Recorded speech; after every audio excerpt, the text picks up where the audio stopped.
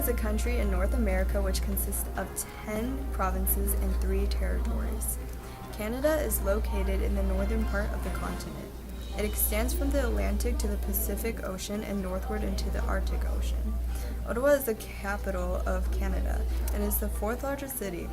It is the center of government selected by Queen Victoria in 1857. Canada is the 2nd largest country in the world. It shows a population of 35 million.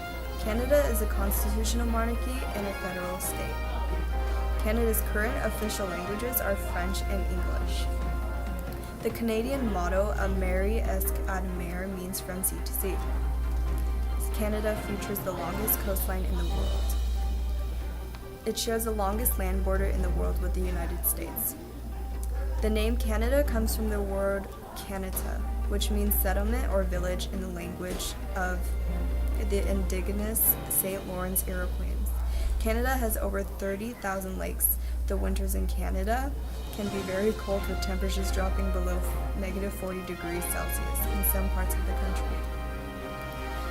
Canada is rich in resources such as zinc, nickel, and lead and gold. The maple lead is a Canadian symbol and features prominently on the national flag. The most popular sport in Canada is ice hockey. Canada also holds the records for the most gold medals won at the Winter Olympics, since taking 14 golds at the 2010 Vancouver Winter Olympics. Western Europe is the region comprising the westerly countries of Europe, which includes France, Germany, Switzerland, Austria, and many others. The United Nations Statistics Divisions consider that Western Europe would consist of just 9 countries.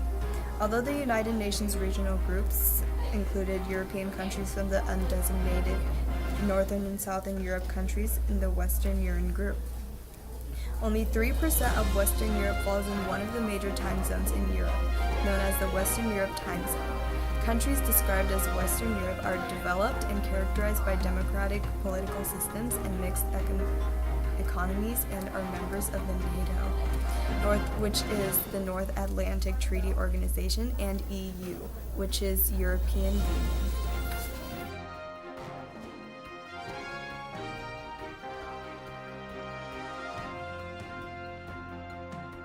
Recently, Spain has arrested 6 suspected jihad suspects. These suspects were supposedly militants that were going to fight in Libya and Malaysia. One of the detained suspects is suspected to have trained in the same camp in Mali that was ran by the Al-Qaeda affiliated movement. Along with 6 jihad suspects, several dozen other jihad militants in Melilla and Ceuta were arrested as well. Also in Madrid, several demonstrators are leading at an anti-Austerity protest. The rioting first started as a peaceful protest but suddenly turned violent. It resulted to about 101 people injured and 24 arrested. The 101 people that were injured include 67 national police officers are being charged with assaulting police officers, vandalism, and setting trash cans on fire. City crews and authorities are beginning to inspect and clean the damage that was caused. This was the first anti-Austerity protest in months, and the protesters were aiming to tell the government that there was still widespread suffering in Spain, and to reduce deficit spending even though it was established that the country was recovering. All protesters, including doctors, teachers, and other important groups of people, marched down Madrid streets, creating a name of March of Dignity. In this video, it shows the demonstrators protesting in the streets of Madrid, and it first starts off as a calm protest, and everyone is just marching together, but the police are just standing by to maintain the demonstrators.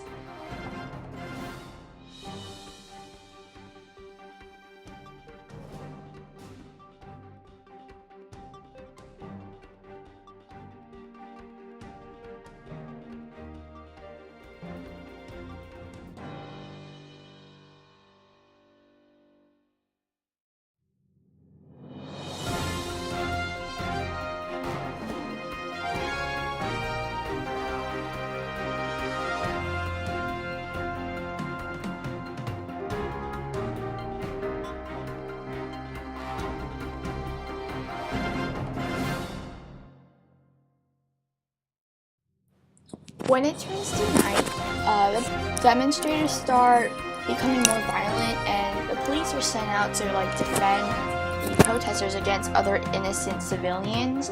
And the protesters are starting to throw rocks, paper, anything that they can get their hands on towards the policemen. And obviously, the police have shields to protect themselves, but they aren't really doing anything to as an offense towards the protesters. But later on, as the protesters start getting closer and closer to the policemen start becoming more violent.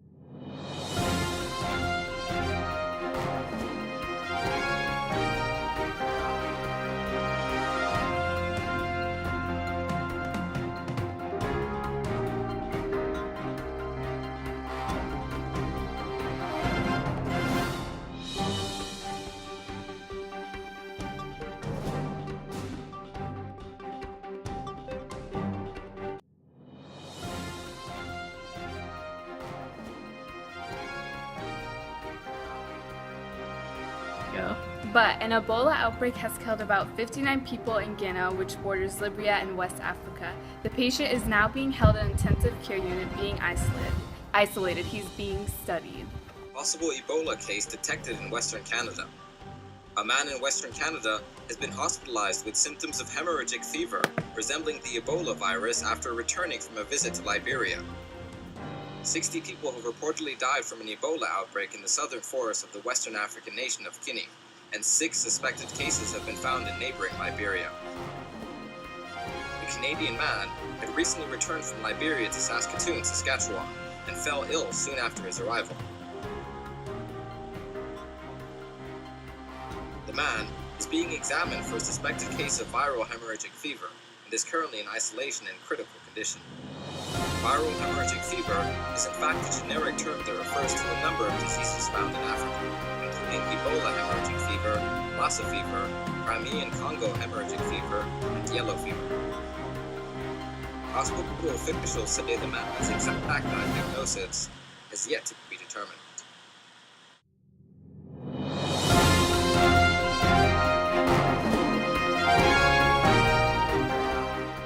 Past few years, Britain's economy has been slowly but steadily declining. However, British politicians have adopted a new political strategy known as austerity, where they attempt to cut down on unnecessary government spending, and by doing so, lower the national debt, just like every single American president claims they'll do, but none have succeeded in since Bill Clinton. This policy has been laughed at by many other countries and governments as they spend all their money on useless things. However, it's finally beginning to pay off, as Britain experiences its largest economical boom ever. In fact, one could even say this is too much of a good thing, as certain commodities, especially limited ones such as housing, are beginning to skyrocket at alarming prices. For example, the housing market in London, the capital city of Britain, rose at an alarming 17.7% in the last 12 months. London's mayor, Mr. Boris Johnson, says that the housing market is his biggest challenge, and he wants to overcome the shortage of housing by creating a total of 42,000 houses within the next decade. Pressure is, however, rising to cool down the housing market of Britain. In fact, the Bank of England's governor, Mark Carney, claimed that the biggest risk to financial stability, and therefore to the durability of the expansion of London, is the housing market, and as thus, they are focused on trying to cool down this market and lower the prices.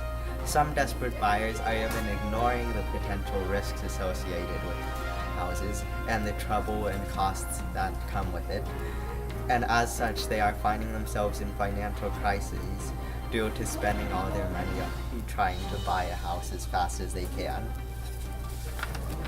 Katie Barnes, for example, is one such housing owner, and there are many, many others. A typical home in London now sells for £458,000, which is the equivalent of $772,000 United States dollars. As the Chief Executive Officer or CEO of home builder Barratt Developments, Mark Clare, says, there is a fixation with housing prices and the housing market, because now you have 6 years of demand that's coming back. He says this addressing the boom after such a long time of economic decline in Great Britain. This lack of supply of housing, as well as the skyrocketing prices that accompany them, pose a significant threat to British economy. Thank you. Western Europe, as well as Canada, are a very important region, and one of the biggest problems they face is the economy. Economic growth rates throughout Europe have been surprisingly low in the past decade. However, they are starting to improve, although the rates are still slightly too low for some experts.